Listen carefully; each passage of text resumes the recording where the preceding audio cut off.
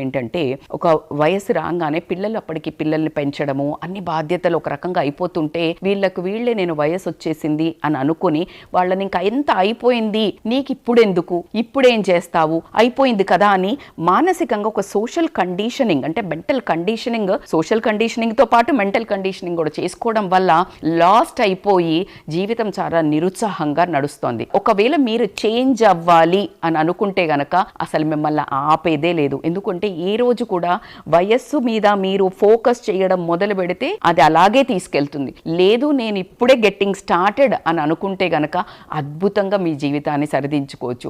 ఎలా అంటే you start learning new things, curiosity చూపించండి, హాబీస్ నేర్చుకోండి, మీ ప్యాషన్ని ఫాలో అవ్వండి, మీ డ్రీమ్స్ని ఫాలో అవ్వండి, అలాగే మీకు ఇష్టమైన పనుల్ని చేయండి, మీ ఫిజికల్ ఫిట్నెస్ మీద మీరు ఇంపార్టెన్స్ చూపించండి, సొసైటీకి మీ ద్వారా ఏదైనా హెల్ప్ అవుతుందా ఒకసారి ఆలోచించండి.